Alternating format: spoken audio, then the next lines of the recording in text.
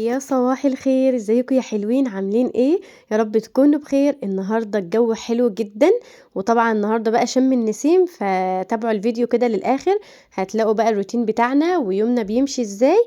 بس قبل ما نعمل اي حاجه، لو لسه اول مره تشوفي قناتي ومش مشتركه فيها، ما تنسيش تشتركي في القناه وكمان تفعلي زر الجرس علشان كل الفيديوهات الجديده توصلك على طول. وزي ما قلت لكم النهارده بقى اليوم حلو والجو حلو والاجواء بتاعتنا حلوه جدا، فتابعي الفيديو للاخر علشان هيعجبك قوي.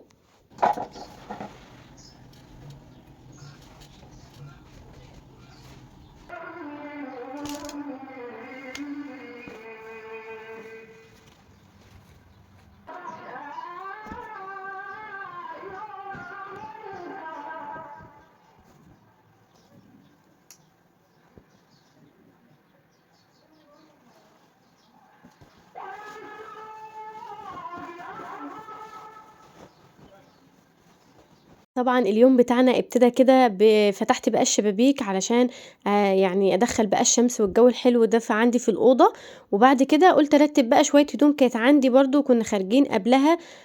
فبالليل بقى كنت سايبة الهدوم على السرير، وتاني يوم قُلت أطبّقهم.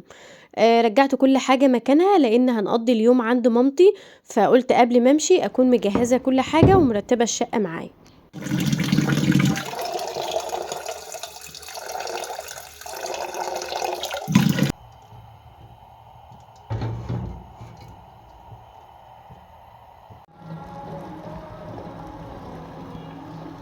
بعد كده بقى سلقت بقى بيض كده الكرمة، يعني جهّزته معايا برضه علشان تلوّنه، وأخدت بقى الحاجات دي كلّها ورُحت بقى عند مامتي، وهتشوفوا أجواء حلوة جدًا.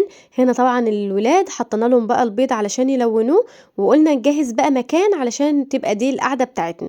فزي ما أنتم شايفين المنظر صعب، دي أوضة كده في شقة أخويا يعني كانت لسه بتتجهّز، فالتراب ماليها، فقُلنا بقى يعني نفضّي أوضة كده ونكنسها كويس، ونفرش بقى فيها سجادة كده ونقعد، لإن طبعًا أنتم عارفين إن الرنجة بقى بتعمل ريحة صعبة جدًا، فقُلنا نبعد بقى عن الشقة بتاعة مامتي ونقعد بقى قعدة حلوة كده، والأجواء بتاعتنا تبقى حلوة في المكان ده.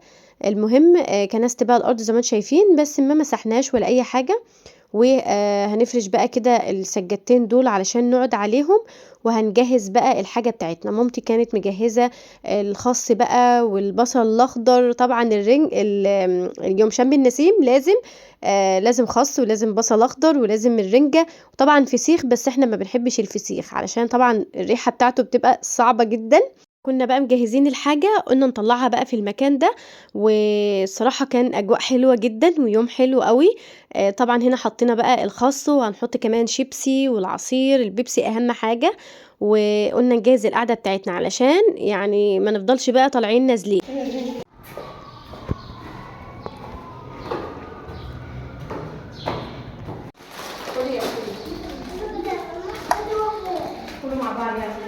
هنا الأولاد بقى طلعوا معانا، وطبعًا البيض بتاعهم المتلون الحلو جدًا ده، الصراحة شكله حلو أوي، وقعدوا بقى كده مع بعض وكان يوم جميل. جهّزنا طبعًا فاكهة كمان أخدناها بالمرّة كده، موز بقى وخوخ وجوافة، وجبنا كمان آيس كريم، فكنا مضبّطين القعدة الصراحة. إحنا قُلنا نفرش برضه المشمّع اللي هو الأكياس ده علشان نلِم الدنيا دي كده كلّها ونرميها على طول. تحت بقى عند مامتي زي ما أنتم شايفين بقى قُلنا نسخّن الرنجة، بس كنا عاملين بقى للولاد مكرونة وستريبس كده علشان طبعًا هُم مش بياكلوا الحاجات دي، فقُلنا نجهّز بقى. وطبعًا البوتاجاز يعني هو جايب آخره، بس إحنا عارفين إن هو هيتبهدل بعد الرنجة، فقُلنا نخلّص بس كده تسخين رنجة، لإن كنا هنعمل رنجة كتير جدًا، فقُلنا نخلّص كل ده وبعد كده يتغسل. المهم جهّزنا بقى هنا البانيه والستريبس كده والمكرونة للولاد، وقُلنا بقى إحنا طبعًا الرنجة بتاعتنا الحلوة دي يكون هي خلصت نطلّعها على طول. في طبعًا اللي بيخليها، بس إحنا بنسخّنها زي ما هي كده، متعتها كده في أكلها. عملنا بقى على قدّنا كده، قُلنا نسخّن كل الكمية مرّة واحدة علشان نطلع زي ما قُلت لكم ما نفضلش بقى طالعين نازلين كده، وأخدنا أهم حاجة الشاي السُكّر والكاتل كمان علشان بعد الرنجة لازم نشرب شاي. فجهّزنا بقى القعدة زي ما أنتم شايفين، وهاورّيكم كمان الشكل النهائي كده بتاع الأكل، شكله حلو أوي. كنا خلاص جهّزنا السفرة بتاعتنا بقى، الشيبسي والليمون والرنجة، وزي ما قُلت لكم إحنا ما لناش في الفسيخ، ما بناكلش الفسيخ ده خالص بسبب ريحته أصلًا. يعني إحنا بنحب الرنجة أكتر. فجهّزنا بقى البصل الأخضر زي ما قُلت لكم والشيبسي والحاجات دي، وكانت أكلة حلوة جدًا ويوم كان حلو أوي. ولازم نحلّي بقى، خلاص شربنا الشاي وشربنا العصير كمان وأكلنا الرنجة، فأهم حاجة كان الآيس كريم.